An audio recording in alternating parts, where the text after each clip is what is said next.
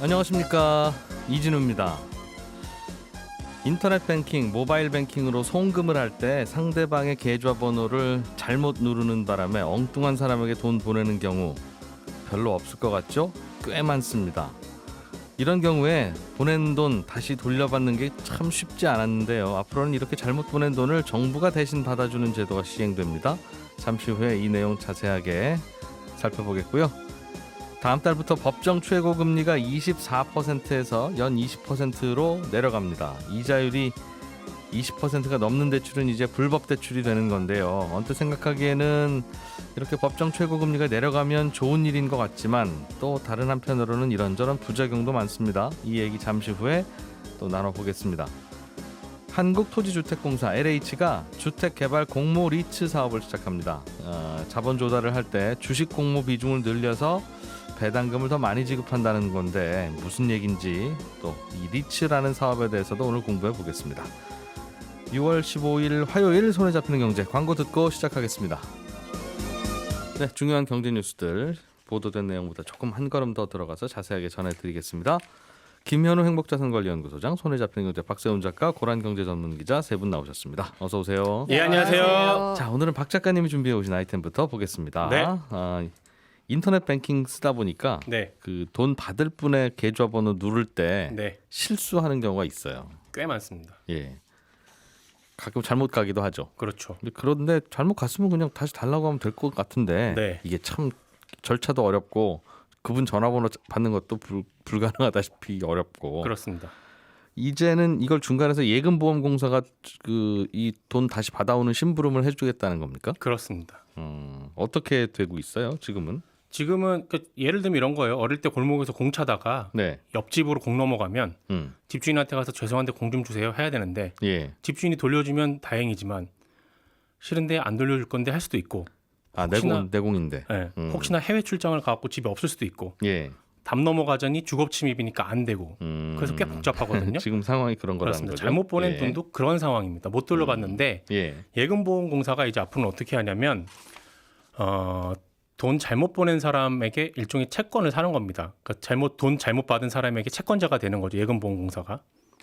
내가 대신 받아줄게라는 겁니까? 그게? 그렇습니다. 예. 기존에는 내가 잘못 돈 보낸 사람, 그러니까 돈을 잘못 보낸 사람의 연락처를 알려고 해도 알 네. 수가 없어요. 법적으로 개인정보 보호 때문에. 예. 근데 이거 법으로 열어줬습니다.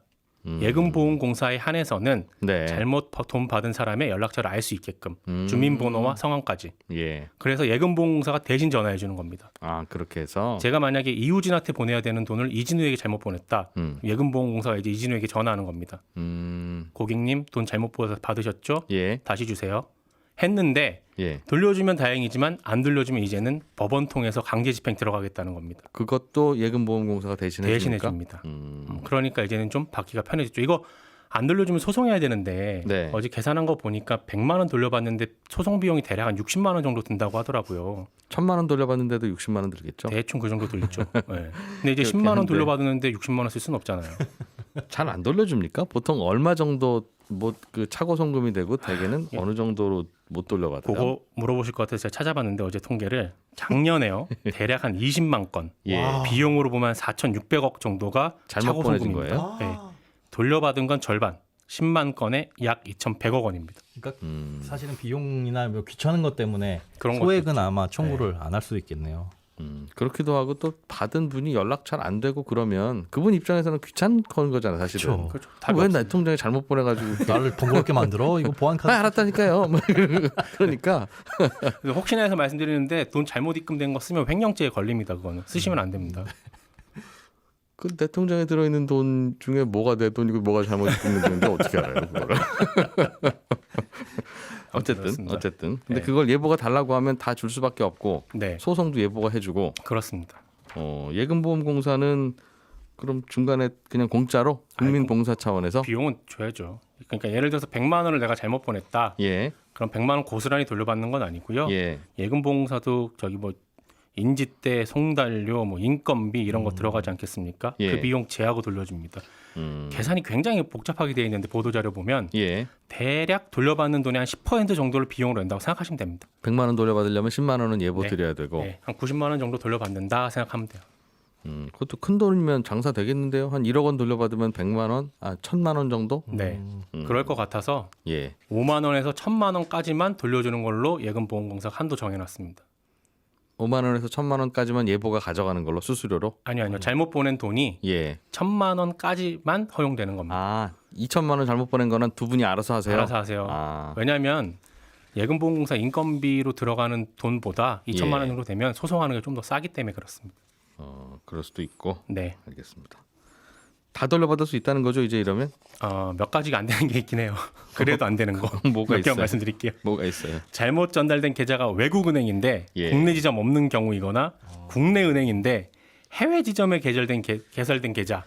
요거는 예금보험공사도 돌려받을 수 없고요. 굉장히 운이 나쁜 경우긴 한데 하필 잘못 송금된 계좌 주인이 사업을 하다 망했거나 해서 은행 계좌가 채권자들에게 압류된 상태. 그 상태는 못 돌려받습니다. 왜냐하면 그 계좌로 들어오는 돈은 그 계좌 주인보다 그 계좌 주인한테 돈을 빌려준 채권자들이 먼저 가져가게끔 법으로 되어 있거든요. 네. 그래서 예금보험공사도 요건 못 건듭니다. 요것도 좀 자세하게 소송을 해야 된다는 거네요. 그러니까. 그렇습니다. 그런 거 어려운 거 좀 해주지. 쉬운 것만 해줘요. 그럼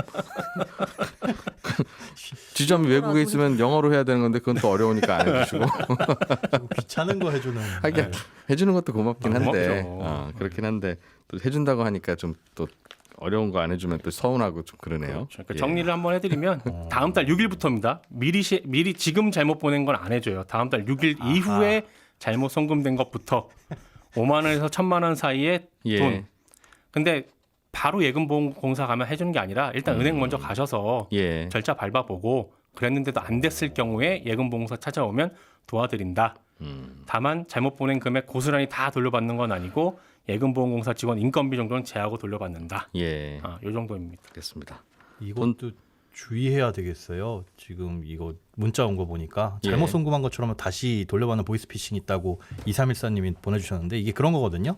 연락이 와서 진짜 실제로 제 통장에 100만 원이 들어옵니다. 네. 누군가 연락 와서 지금 제가 그거 잘못 보냈으니까 죄송한데 선생님 돌려주셔라. 그러면 이제 뭐 착한 마음 갖고 계신 분들은 그냥 네 돌려드릴게요 돌려주잖아요. 제 통장이 범죄의 그 대포 통장 대신에 이용이 된 통장인 거거든요. 그 보이스피싱 범인들이 제 통장 번호를 피해자들한테 내 통장 번호를 알려주고 요즘 대포 통장 구하기가 어려우니까 그렇습니다. 그런 다음에 나한테 전화해서 잘못 갔으니 나한테 돌려달라.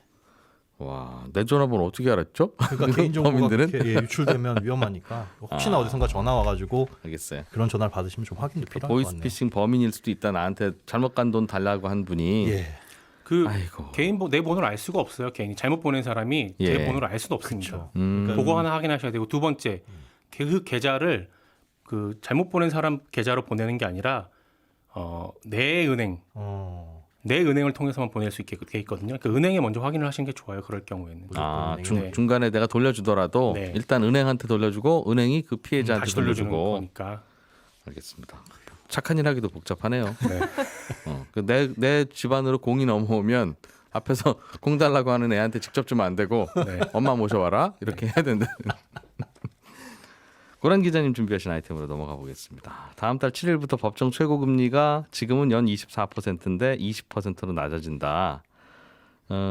금리가 낮아지면 고금리에 시달리는 서민들이 줄어들겠구나라고 생각하기 쉬운데 그거 말고도 또 우려의 목소리들도 있더군요. 네, 이게 라떼는 말이야 말씀드리자면 2002년에요. 법정 최고금리라는 게 생겼을 때 그 금리가 무려 66%에 달했습니다. 연 66. 네네. 이게 법적으로 가능한 금리였는데 계속 낮아져서요. 20%까지 이제 낮아지는 겁니다. 사실 20%는 문재인 대통령의 대선 공약이기도 했고요. 2018년에 한번 낮아지는 경우가 있었어요. 27.9%에서 24%로 낮아졌거든요. 그럼 이때 낮아졌을 때 어떤 일이 벌어졌을까를 보면은 앞으로 24%에서 20%로 낮아질 때 무슨 일이 벌어질까를 좀 예측해 볼 수 있잖아요. 2018년에 벌어진 일을 한번 봤습니다. 당시 24% 이상 금리를 이용하는 차주가 139만 9천 명이었어요. 이 중에 81%는 민간금융으로 재흡수됐습니다. 그러니까 이분들은 낮아진 금리로 다시 빌렸던 거죠. 저축은행 같은 곳에서. 그런데 26만 1,000명의 대출 이용 금액은 오히려 축소가 됐습니다. 그럼 그 26만 1,000명의 경우에는 뭐 대출 받을 일이 없어졌을 그 뭐 행복한 경우도 있겠죠. 그런데 아마 이분들은 대출 더 받고 싶지만 더 받을 수가 없어서 그랬을 것 같고요. 게다가 추정하기로는 이 중에서 한 4만에서 5만 명은 아예 이 정상적인 그 법적인 금융기관에서 대출이 안 되니까 예. 불법 사금융으로 유입된 거 아니냐라고 추정을 하고 있습니다. 그럼 만약에 이번에 이제 24%에서 20%로 낮아지면 어떤 일이 벌어질까를 보니까 그 지난해 3월 기준으로요. 20%보다 높은 금리로 대출 이용하던 분들이 예. 239만 명입니다. 이 가운데 한 87% 금융위원회가 추정하기로는 208만 명 정도의 이자 부담이 한 5천억 정도 줄어들 걸로 예상이 됩니다. 이거는 좋은 점이죠. 반면에 나머지 13% 31만 6천 명, 약 32조 원은 이 대출 만기가 도래하는 향후 이제 3년에서 4년에 걸쳐서 아마 또 대출 이용 금액이 축소되고 이 중에서 한 4만 명 정도는 불법 사금융 제도권 들어갈 밖으로 것이다. 밀려날 거다라고 예상하고 있습니다. 그래서 이게 걱정이에요, 항상 이게. 우리 고속도로에 예를 들면 매연 많이 내뿜는 차는 오지 마세요라고 하면 고속도로로 들어오는 차도 좀 줄어들고 고속도로도 깨끗해지고 우리 눈에도 좋은데 매연 많이 나오는 차가 뭐 그러고 싶어서 많이 나오겠어요? 그 차 살 돈 없고 하면 오래되다 보면 매년 나오는 건데 그거 이제 오지 마세요 하는 거잖아요. 최고금리를 맞습니다. 낮춘다는 건 그 규제를 높인다는 뜻이니까 그 이상으로는 빌려주지 마세요라고 하면 이제 그만큼 그런 분들은 국도로 돌아다니든가 아니면 못 다니든가 이제 그렇게 된다는 거겠죠. 네. 그래서 이 어려운 분들은 어떻게 하느냐에 대한 대안이 먼저 다 만들어지면 굳이 그분들은 고속도로를 안 나오실 테니까 괜찮은데 참 이 대안이 마땅치 않은 상태에서 계속 이렇게 내리기만 하면 어떡하느냐. 우리야 뭐 서로 보기 좋지만. 네. 그 실제로 보니까요. 그 대형 대부업체 실태 조사한 거를 보니까 금융감독원이 지난해 말 기준으로 상위 10개 대부업체의 차주 수와 신규 대출 건수를 봤더니요. 2018년에 비해서 반토막이 났어요. 게다가 이제 법정 최고금리가 낮아지니까 이 대부업체들이 사업을 접고 있습니다. 2위, 5위, 8위 같은 경우에는 신규 대출 아예 중단했고요. 회수 업무만 하고 있어요. 3위 같은 경우에는 야, 이 대부업으로 안 되니까 캐피탈사를 사가지고 이제 그 제도권 금융회사로 도약하려고 지금 준비 중에 있는 곳도 있고요. 예. 대부업체 주장은 대부업체 현재 평균 조달 금리가 약 6%라고 합니다. 저신용자가 주 고객이니까 이 대손 비용 떼이는 돈을 감안하면 한 10%가 된대요. 예. 그러니까 100만 원 빌려주면 10만 원 떼인다는 거죠. 예. 게다가 관리비, 대출 모집 증개인 수수료, 운영비가 대출금의 7% 나간다라고 주장하고 있습니다. 예. 비용만 따지면 전체 대출금의 22에서 23%인데 이렇게 되면 어떻게 20%를 제한을 해버리면 어떻게 대출해 주는가가 대부업체의 주장입니다. 예. 이런 대부업체도 있고 저런 대부업체도 있긴 있겠죠. 그런데 우리는 금리를 많이 받는다는 이유로 대부업체를 이제 싫어하고 미워하고 아이 저런 회사들은 좀 없었으면 좋겠어 라는 생각을 하기 마련인데 일반적으로는 근데 그게 이제 참 동네에 있는 공중 화장실처럼 물론 깨끗하지도 못하고 뭐 그런 경우 있습니다만 없으면 어떻게 해요 그거 네. 다니다가 또 필요한 분들도 있죠.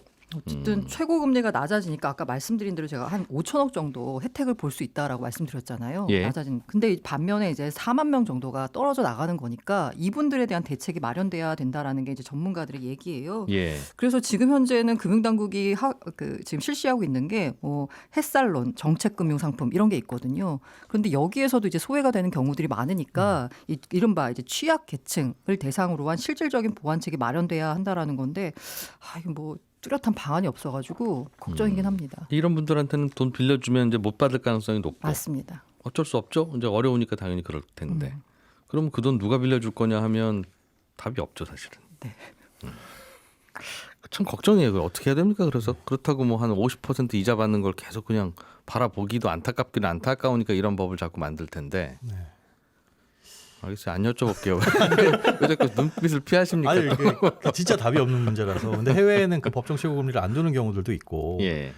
그리고 실제로 봤을 때 그런 느낌이거든요. 쭉 말씀을 해주셨지만 사실은 돈 한 푼 안 빌려주는 이자 싼 은행보다는 고금리로 받아가는 내 친구가 훨씬 더 가깝게 느껴지는 것처럼 네. 사실 이런 소액 대출들이 대부분 소액입니다. 이 고금리 이용하시는 분들이 예. 생활비가 급해서 빌려가시는 분들이 많은데 그런 부분들을 감안하면 햇살론이나 이런 저신용자들을 위한 대출도 차라리 금액을 낮추는 대신 문턱을 지금보다 훨씬 더 낮춰주는 게 더 도움이 되지 않을까. 고금리라도 차라리 좀 빌려줘라. 예, 빌려주고 그리고 금액이 이렇게 크게 한도를 높여놓고 허들을 높이는 것보다는 금액이 낮더라도 아무나 빌려갈 수 있게끔 햇살론 같은 것도 좀 정비를 했으면 좋겠습니다. 예. 꼭 그렇게 해주십시오, 소장님. 나중에 김 소장님 준비해 오신 아이템도 재밌네요. 네. 한국토지주택공사입니까? LH가 네. 주택개발 공모 리츠라는 걸 한다는데 네. 이게 뭐예요? 일단 이게 새롭게 도입된 방식이라서 가지고 와봤는데요. 예. LH가 소유하고 있는 땅을 이제 민간 건설사가 매입해서 민영 주택을 짓는 사업에 대한 얘기입니다. 그런데 이렇게 민영 아파트를 지을 때 필요한 사업비를 어떻게 충당할 건지는 사실 건설사 마음이에요. LH는 땅을 팔게 되면 네. 뭐 그거를 대출을 받아서 짓든 뭐 자기 투자를 돈으로 받아- 짓든 네, 그거는 관여하지 않았는데 땅만 팔면 되지. 그렇습니다. 그런데 예. 이 사업비 중 일정 부분은 이번에는 공모 리츠를 통해서 일반인들로부터 조달을 해라. 그럴 사업장한테 땅을 팔겠다라는 게 핵심입니다. 건설회사가 LH에 땅 사서 아파트 지으려면 예, 이건 LH가 좋은 땅 파는 거니까 좋긴 좋은데 건설회사 입장에서는 그렇죠. 그럴 어떤 건설회사한테 땅을 팔 거냐를 결정할 때 네, 지금까지는 추첨이었어요. 운 좋은 건설회사가 가져갔네요. 그렇습니다. 예. 이게 보통 왜 입찰 안 해? 좋은 가격 매기는 건설사한테 팔아야 되는 거 아니야 할 텐데 그렇게 되면 분양가가 올라가니까 그냥 이 땅 사세요라고 했을 때 줄 서가지고 아니 그건 좀 바보 같은 일이었어요. 그동안 했던 게 아니 분양가라는 게 시가에 맞춰서 그 동네 가격에 맞춰서 하지. 땅을 내가 싸게 샀으니까 싸게 분양해야지. 또는 비싸게 샀으니까 비싸게 분양해야지라고 한다고 그게 됩니까? 네. 그래서 비싸게 페이퍼 산다- 컴퍼니 만들어갖고 막 그랬었죠. 맞습니다. 그러니까 추첨할 확률을 당첨받을 확률을 높이기 위해서 페이퍼 컴퍼니 한 100개 만들어서 맞습니다. 그 벌떼 입찰이라고 하는 그게 이제 지적이 나와서 아무래도 그래서 국토부에서 작년 11월에 이 공동주택 용지를 공급하는 방식을 추첨해서 평가 방식으로 바꾸겠다. 이걸 입찰로 바꾸진 않고 네. 평가표를 만들어가지고 점수를 매기겠다라고 하는데 그 평가 요소 중에 하나가 이 주택개발 공모리츠 방식이라는 걸 새롭게 도입을 한 거예요. 그래서 자금을 조달하는 방법 중에 너희들이 이 일정 부분 이상은 일반인들로부터 공모를 통해 가지고 자금을 모집을 해라. 그래서 소액 투자자들한테 기회가 돌아갈 수 있도록 그런 기회를 주는 건설사와 금융사에게 좀 인센티브를 주겠다. 땅 팔 때. 그렇습니다. 그러니까 아파트 지으려면 자기 종잣돈을 갖고 오든 어디서 대출 받아오든 일단 돈을 갖고 와서 네, 그렇습니다. 다 짓고 분양을 한 후에 이거 돈이 남았네. 그러면 이제 개발 이익이 생기는 거고. 맞습니다. 미분양이 되거나 아니면 뭘 좀 잘못하거나 그러면 손해를 보는 건데 웬만하면 이익을 보니까 네. 그렇게 돈을 조달할 때 일반인들에게도 좀 돈을 조달해서 맞습니다. 그들에게도 개발 이익을 주라는 겁니까? 그럼? 네, 개발 이익을 주는데 개발 이익과 비례하게 주는 건 아니고 예. 사전에 좀 확정이 되는 방식이에요. 그래서 이렇게 신청서를 낼 때 예. 6에서 9% 정도의 배당을 줄 수 있도록 너희들이 설계를 해와라. 그런데 6에서 9% 사이에 어떻게 이 이익이 산출이 된 건지에 예. 대한 뭐 사업 평가, 사업성 분석 이런 것들도 평가 요소에는 녹아 들어가 있습니다. 그래서 허무맹랑하게 저희는 15% 드릴 거예요라고 써내는 거는 이 사업성 분석에서 아마 평가 점수가 좀 떨어지겠죠. 네. 그런 것들도 고려를 해서 이제 선정을 하게 되겠다라는 겁니다. 그럼 아파트 지을 때 총 1,000억 원이 들면 한 100억 원 정도는 일반인들에게 연 6% 주고 돈 빌려오세요. 정확히 말씀드리면 그 전체 말인데요. 사업비의 한 10%에서 15%는 자본금, 예. 그 중에 한 40에서 50%. 그러니까 전체적인 비율로 봤을 때 총 사업비 한 6% 정도 정도를 네, 민간한테 일반인들한테 조달해라. 예, 조달을 하라는 겁니다. 근데 이것도 민간인들도 결국은 여윳돈 있는 분들 여기서 이제 돈 굴리실 텐데 그렇죠. LH가 분양하는 아파트, LH가 직접 분양하는 건 아니지만 네네네. 모 건설회사가 분양하는 아파트에 네. 개발 리츠에 돈을 집어넣으면 이 아파트가 미분양돼서 망하지 않는 한 그렇죠. 6% 주는 거고. 심지어 미분양이 될 가능성이 가장 큰 리스크이긴 한데 예. 이번에 처음으로 또 들어가 있는 게 LH의 매입 확약이라는 조건이 들어가 있어요. 예. 건설사의 참여를 유도하기 위해서 미분양되게 되면 일정 비율 이상은 LH가 사주겠다. 미분양된 아파트를. 예. 그러니까 건설사 입장에선 안전장치도 걸려 있고 예. 미분양 나더라도 LH에 팔 수 있으니까 조금 더 적극적으로 참여를 할 수가 있는 안전장치가 걸려 있는 거죠. 그러면 이 그 주택 개발 리츠는 여기에 돈 넣는 분은 연 6%에서 9% 정도 받고 네, 리스크는 거의 없네요. 거의 없다고 볼 수가 있습니다. 근데 이런 혜택을 왜 줍니까? 이게 사실은 그 일반인들한테 투자 기회를 음. 나눠주겠다라는 거예요. 그러니까 민간 건설사만 독식하지 말고 기존에는 이제 민간 건설사가 독식을 하거나 아니면 금융기관에 돈을 빌려서 거기에 이자로 지불했던 비용들을 그동안에는 이 돈은 어디 저축은행에서 빌려오든가 은행에서 PF 대출을 받든가 하는 돈이죠. 예, 사모리츠나 사모펀드를 구성하거나 그렇게 했었겠죠. 그런데 그런 기회들을 일반인들한테도 나눠주는 차원에서 이번에 아이디어를 냈다라고 말씀을 하시더라고요. 그렇게 어떤 구조인지는 알겠는데 왜 하는지는 잘 모르겠네요. 그 수익의 기회를 제공한다라는 수익의 왜, 기회를 왜 하는지는 사실 그 부동산 투자를 하잖아요. 예. 그 지금까지는 방식이 다 집을 사가지고 그거를 이제 비싸게 파는 방식이었는데 네. 그렇게 하면은 집값을 올리는 주범이 되니까 그거 하지 말고 이거 부동산에 이 방식으로 투자해라라고 해서 이거는 연 6%로 수익이 딱 확정되는 거라 부동산 투자하고는 전혀 개념도 다르고 다 다를 텐데. 그러니까 부동산의 투자 개념을 이쪽 리츠 방식으로 해서 금융 쪽 방식으로 해서 투자를 해라라는 방식으로 바꾼 거라고 알고 있습니다. 네. 사실상 돈을 빌려주고 이자를 받는 것과 크게 다르지 않아요. 배당의 형식이긴 한데 구조를 보면 LH가 여기저기서 비난을 받으니까 이런 것도 좀 합니다라고 하고 싶었던 모양인 것 같은데요. 모양은 이쁘죠. 예. 알겠습니다. 고란 기자님, 시간이 많지는 않은데 산업은행이 들고 있던 HMM이라고 하는 그 해운회사 전환사채를 주식으로 전환하겠다고 어제 이동걸 회장이 얘기한 모양이에요. 네, 어제 온라인 기자간담회를 하면서 이게 사실 이달 30일까지 만기가 도래하는데요. 전환사채는 주식으로 바꿀 수 있는 권리가 붙어 있는 겁니다. 행사 가격보다 비싸서 주식으로 바꿔서 팔면 훨씬 더 이득이잖아요. 예. 근데 여기에 3천억을 H&M에 빌려주면서요. 이 전환 가격이 당초에는 주당 6,269원이었는데 주가가 많이 떨어져가지고 5,000원으로 전환할 수 있습니다. 네. 지금 종가가요. 어제 종가가 46,250원이에요. 그러면 지금 바꾸면 평가 차익만 2조 5천억입니다. 어이구. 근데 이게 물량이 지금 6천만 주예요. 그러다 예. 보니까 이른바 동학개미들은 이거 바꿔서 시장에 팔면 떨어지니까 안 된다라고 했었고 어제 이동걸 회장은 이거 전환 안 하면 세금으로 우리가 돈 벌 수 있는 기회를 날려버리는 배임이다라고 주장해서 전환하겠다라고 했습니다. 우리가 안 팔면 투자자분들 여러분께는 좋을지 몰라도 네. 국민들 돈인데 우리가 그 막 팔지 말고 그럼 가만히 있으라는 겁니까? 그런 얘기라는 거네요. 네, 그죠? 맞습니다. 오늘 시간 지금 현재 보니까요. 호가가 지금 한 6% 정도 떨어져서 형성되고 있습니다. 매물 나올까 봐. 네. 자, 경제뉴스 정리 여기까지 하겠습니다. 고란 기자님, 박세훈 작가님, 김현우 소장님 세 분 고생하셨습니다. 감사합니다. 예, 저는 11시 5분에 다시 오겠습니다. 이진우였습니다. 들어주신 여러분 고맙습니다.